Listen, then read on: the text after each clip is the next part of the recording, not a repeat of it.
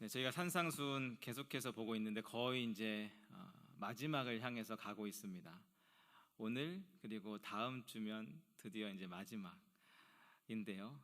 계속 반복하니까 다 외울 것도 같은데 그래도 또 다시 기억이 잘 안 나시죠?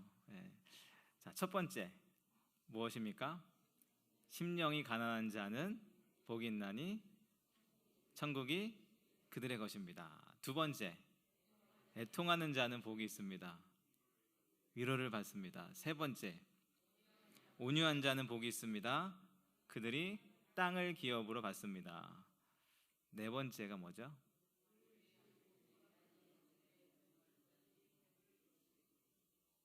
네, 의에 두리고 목마른 자는 배부를 것입니다.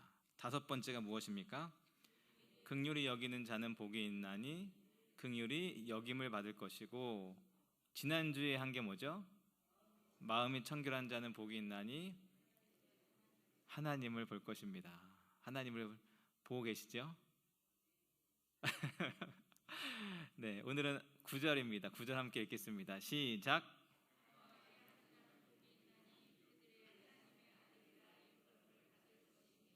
아멘. 화평하게 하는 자는 복이 있습니다. 그들이 하나님의 아들이라 일컬음을 받습니다.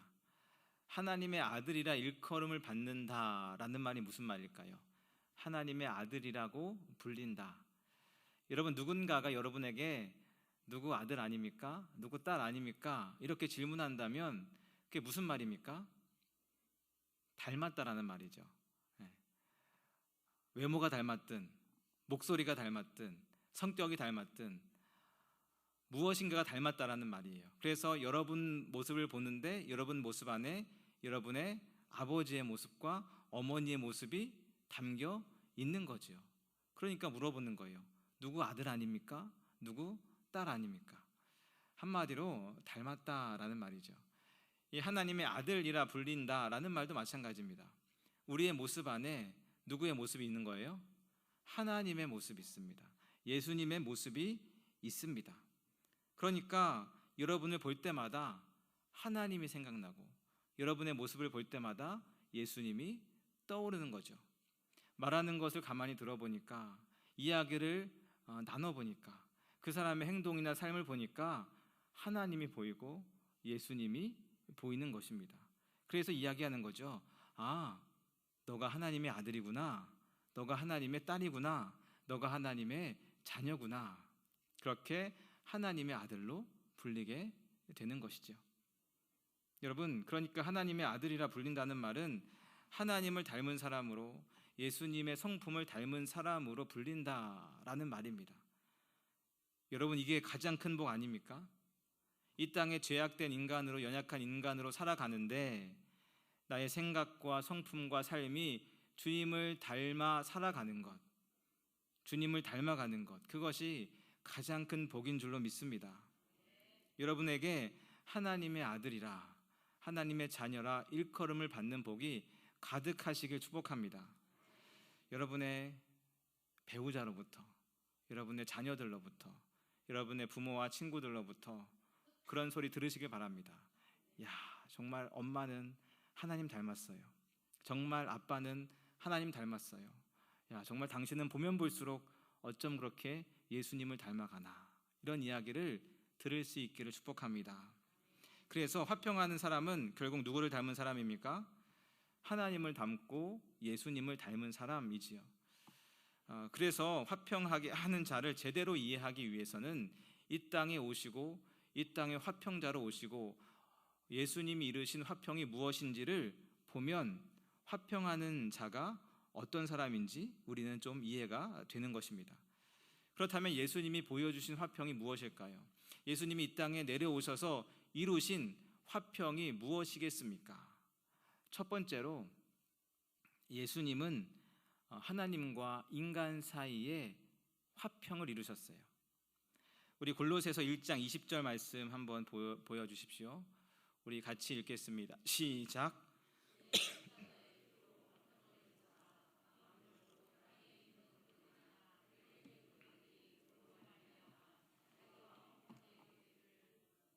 아멘. 보시면 예수님이 십자가에서 흘리신 피로 말미암아 화평을 이루셨습니다. 예수님의 십자가의 피로 화평을 이루셨습니다. 그래서 하나님이 만물과 화목하게 되는 것을 기뻐하셨어요. 예수님이 십자가에서 피 흘리시고 죽으심으로 말미암아 세상이 하나님과 화평하게 되었고 내가 하나님과 화평하게 된 줄로 믿습니다. 그렇다면 원래 우리는 어떤 상태였습니까? 바로 그 다음 절에 보면 나와 있는데요. 골로새서 1장 21절입니다. 전에 악한 행실로 멀리 떠나 마음으로 원수가 되었던 너희를. 그러니까 원래는 원수 상태였습니다. 죄로 인해서 하나님으로부터 멀리 떨어져 있는 상태였습니다. 원래 그런 상태였어요. 그런데 22절 보십시오. 이제는 그의 육체의 죽음으로 말미암아 화목하게 하사 너희를 거룩하고 흠없고 책망할 것이 없는 자로 그 앞에 세우고자 하셨으니. 아멘.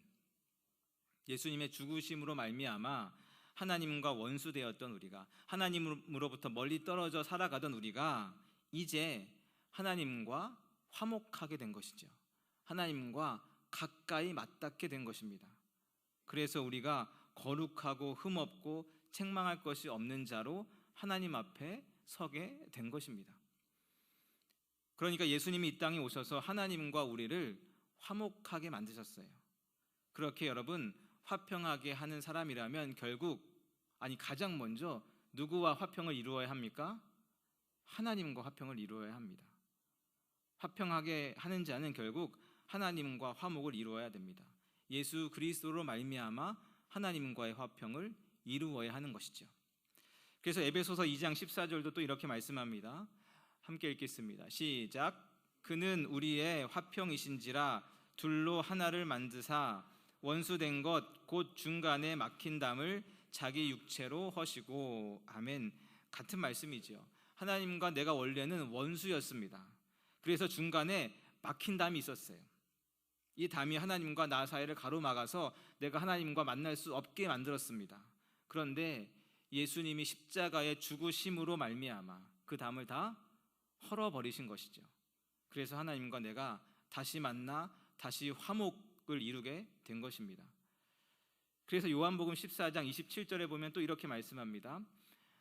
요한복음 14장 27절 제가 읽겠습니다. 한번 보십시오. 평안을 너희에게 끼치노니 곧 나의 평안을 너희에게 주노라.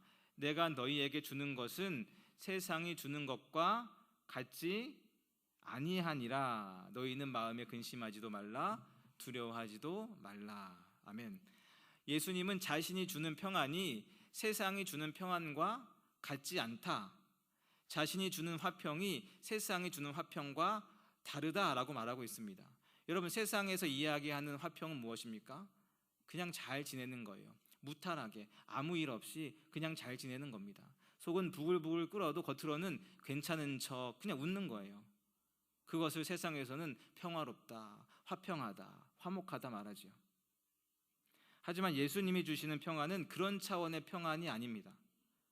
예수님의 십자가로 말미암아 하나님과의 막힌 담이 허물어짐으로써 누리게 되는 그런 평화지요. 그러니 세상이 알 수 없습니다. 세상이 주고 싶어도 줄 수 없습니다. 예수님을 믿는 자만이 누릴 수 있는 화평이지요.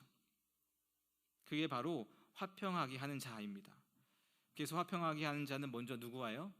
하나님과 화평하게 해야 되는 것이죠.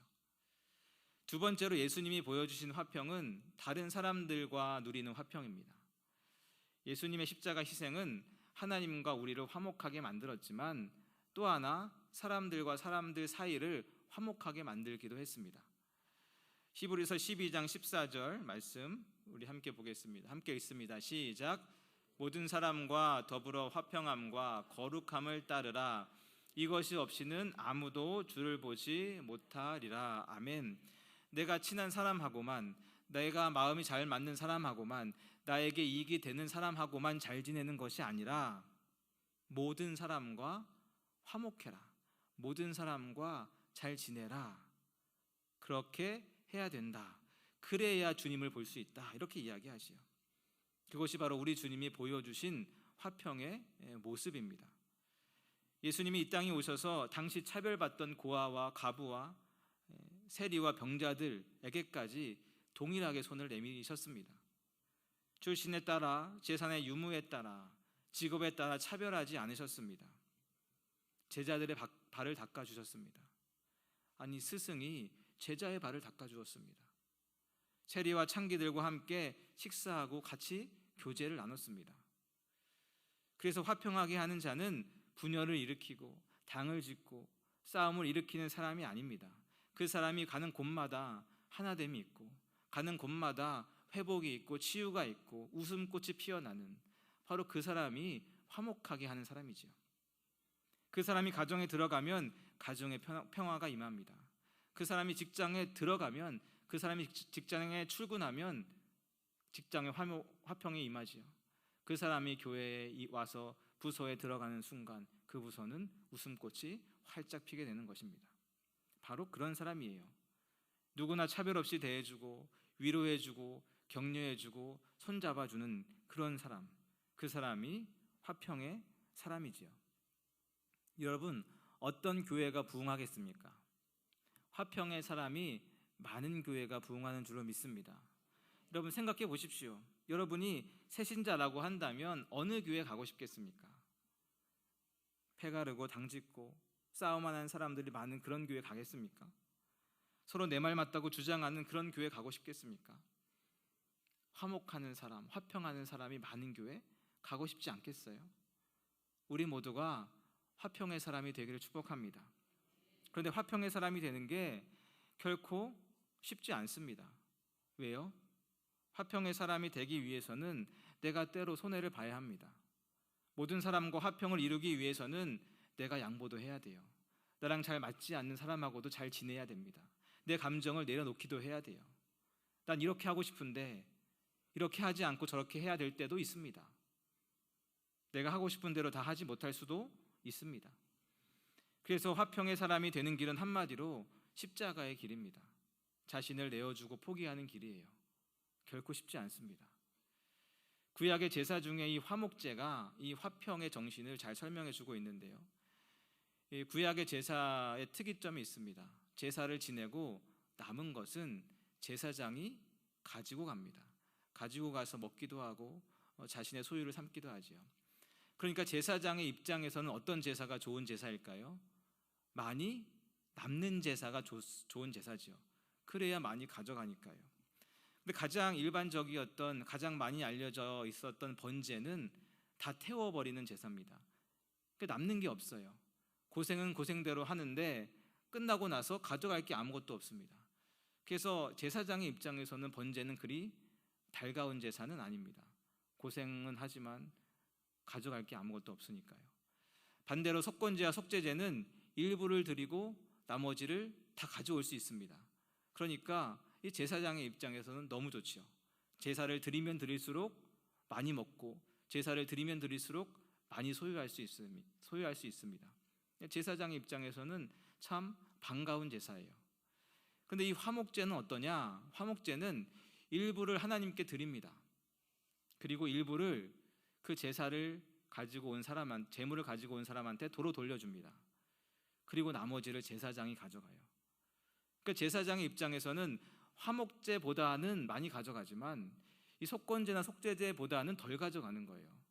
내 몫을 다른 사람들과 나누는 거죠. 그러니까 제사장의 입장에서는 화목제는 그런 제사입니다. 그런데 화목제는 한편으로 보면 모두가 함께 기뻐할 수 있는 제사예요. 왜냐하면 하나님도 가져가시고 이웃도 가져가고 나도 가져가기 때문에 그렇습니다. 바로 이 화목제가 모두를 화목하게 만드는, 모두를 화평하게 만드는 그런 제사인 것이지요. 그러니까 화목하게 하는 자란 그런 거예요. 모두를 만족시키기 위해서는 어떻게 해야 됩니까? 내 몫을 좀 줄여야 되지요. 내 이익을 좀 줄여야 됩니다. 내가 덜 가져가야 돼요. 내 욕심을 좀 내려놔야 돼요. 다 내가 가져가고 싶지만 좀 떼어서 내 옆 사람 나눠줘야 됩니다.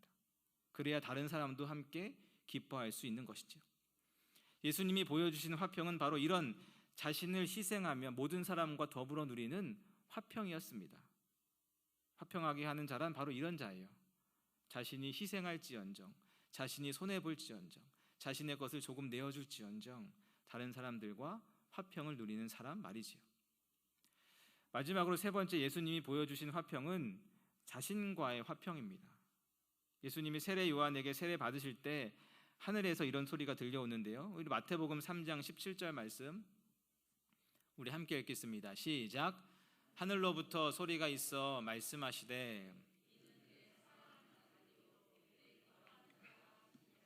아멘. 이것이 예수님의 정체성입니다.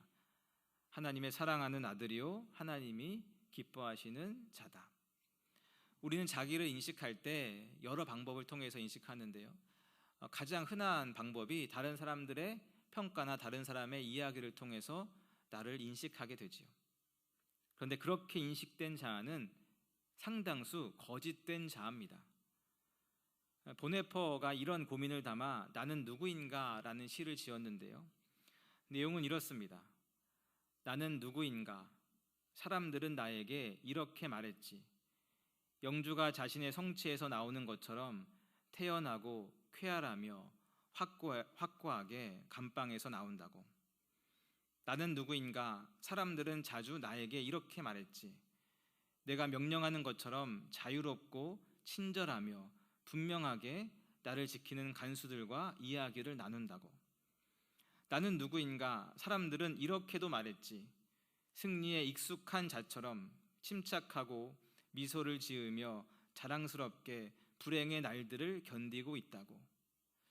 나는 진정 다른 사람들이 말하는 그런 사람인가? 혹은 내 자신이 알고 있는 자에 지나지 않는가?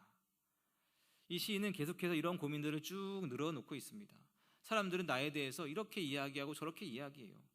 태연하다, 쾌활하다, 확고하다, 자유롭다, 친절하다, 분명하게 말한다, 침착하다, 여러 가지 이야기들을 합니다. 정말 그게 내 모습인가? 그게 난가? 고민을 하지요. 아니면 사람들이 모르는 나만의 모습이 또 있습니다. 사람들에게 보여주지 않는 나만의 모습이 있어요. 그게 진짜 내 모습인가? 고민이 되는 거예요. 어떤 게 과연 내 모습인가? 그러다 그 시는 결국 수많은 고민을 하다가 이렇게 끝을 냅니다. 내가 누구인가? 고독한 물음이 나를 비웃는다. 내가 어떤 사람이든 오 하나님, 당신은 나를 아십니다. 나는 당신의 것입니다. 이렇게 끝이 납니다. 다른 사람의 이야기 혹은 내 감정이 나를 설명해 주지 않습니다. 나에 대해서 가장 잘 아시고 잘 설명해 주시는 분은 바로 하나님이시죠. 그 하나님이 뭐라고 말씀하십니까? 내가 너를 사랑한다고요. 내가 너를 기뻐한다고요. 너는 존귀한 자라고요. 너는 나의 자녀라고요. 그렇게 말씀하시죠. 예수님은 그렇게 자신과의 화평을 이루셨습니다. 그런데 우리는 이런저런 이유로 자신을 미워합니다. 자신을 싫어하고 자신을 증오하며 그런 자신을 외면할 때가 얼마나 많이 있습니까? 나도 내가 싫을 때가 있어요. 나도 이런 나의 모습이 싫을 때가 있습니다. 그래서 애써 그런 나를 외면하고 멀리하려고 하지요. 나를 부정하는 것입니다. 하지만 화평하는 사람은 하나님이 말씀하시는 나를 인정하고 받아들이는 사람입니다. 하나님이 만드신 인간됨을 인정하는 사람이에요. 그래서 화평하는 사람은 예수님처럼 자기 자신을 사랑받는 자로, 존귀한 자로, 하나님의 자녀로 인식하며 살아가는 것이지요. 여러분이 사랑받는 자임을 믿으십시오. 여러분이 존귀한 자임을 믿으십시오. 하나님의 택함받은 자녀임을 기억하십시오. 이처럼 예수님은 이 땅에 오셔서 우리에게 화평의 삶을 보여주셨습니다. 하나님과 화평했고 사람들과 화평했고 자기 자신과 화평했습니다.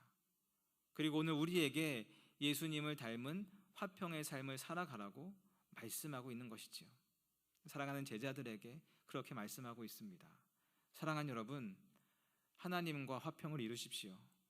주변에 있는 가족들, 사랑하는 사람들, 이웃들과 성도들과 화평을 이루십시오. 그리고 자기 자신과 화평을 이루십시오. 하나님과의 막힌 담이 있다면 그 담을 다 허물어 버리시고, 혹 주변의 사람들과 막힌 담이 있다면 그 담도 다 허물어 버리시고, 혹 나와 막힌 담이 있다면 나를 그만 미워하시고 나를 사랑하시고 그 담을 다 허물어 버리십시오. 그래서 주님을 닮은 화평하게 하는 사람으로 그렇게 살아가는 참된 기쁨과 참된 복이 우리들의 인생 가운데 가득하기를 주님의 이름으로 축원합니다.